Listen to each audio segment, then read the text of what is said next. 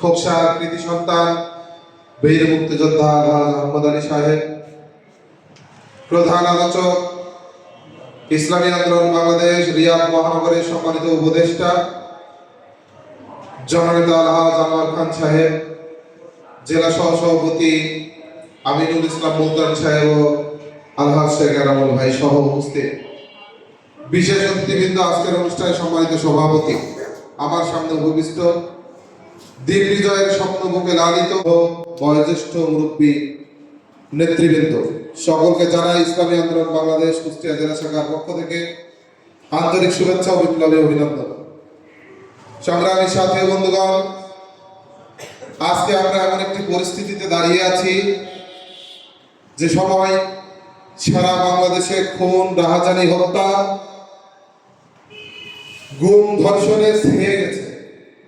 খুব দুঃখ পরিতাপের বিষয়, সেই ৭১ থেকে আমরা যে চেতনা লালন করে বিভিন্ন সময় আন্দোলন সংগ্রাম করেছি, আজকে আবারও আমরা দেখছি সেই আন্দোলন সংগ্রাম ব্যাহত হচ্ছে। আজ আন্দোলন সংগ্রাম যারা করেছে তাদের কাছ থেকে তার ফল বেহাত হয়ে যাচ্ছে। আমরা জানি ৭১-এর মুক্তিযুদ্ধ থেকে শুরু করে প্রত্যেকটি বিপ্লব, প্রত্যেকটি পরিবর্তন এদেশের জনগণ চেয়েছে তাদের মৌলিক অধিকার রক্ষার জন্য। তারা চেয়েছে, ফিরে আসার কথা ছিল, দিনে দিনে পদে পদে সেটা ব্যাহত তো হচ্ছেই, বরং এদেশের ৯২% মুসলমানদের উপর বিভিন্নভাবে নির্যাতনের স্টিম রোলার চলছে। আজকে এখনো যখন দেখতে হয় বাসের মধ্যে আমার বোন, মুসলিম বোন ধর্ষিত হয়, এখনো যখন দেখি যে আজ আলেমওলামারা নির্যাতিত, নিষ্পেষিত হয়, তখন বলতেই হয় যে স্বাধীনতা আমরা চেয়েছিলাম, সেই স্বাধীনতা আমরা পাইনি।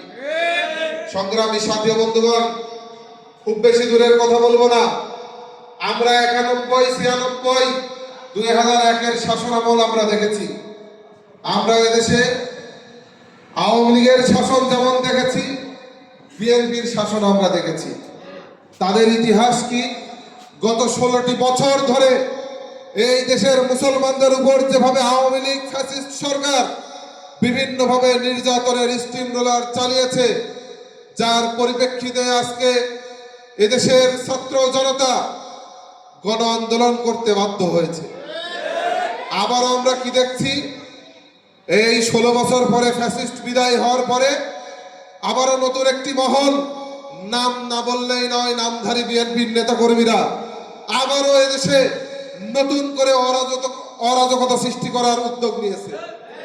গতকালকের একটা রিপোর্ট প্রকাশ হয়েছে, আপনারা দেখেছেন। গত ২৪ ঘন্টায় সারা বাংলাদেশে প্রায় ৯টি বড় বড় সংঘর্ষের সৃষ্টি হয়েছে। ২ জন ভাই নিহত হয়েছে, ৮৯ জন ভাই আহত হয়েছে। এবং আজকের রিপোর্ট কি? সারা বাংলাদেশে ৭২ ঘন্টায় প্রায় ৭০ জন মা বোন ধর্ষিত হয়েছে। আজকে আমরা কোন অবস্থায় এদেশে দাঁড়িয়ে আছি? কখন, কিভাবে, কেন হচ্ছে, এটা কিন্তু আমরা সকলেই জানি। আজকে দেখেন বিভিন্ন দলের বিবৃতি, দেখেন খুন, ধর্ষণের বিষয়ে বিভিন্ন ইসলামিক দল বিবৃতি দিচ্ছে, নতুন নতুন সংগঠনগুলো বিবৃতি দিচ্ছে। আমরা দেখছি কিছু কিছু ভাইয়েরা এখনো মুখে কুলু পেটে আছে।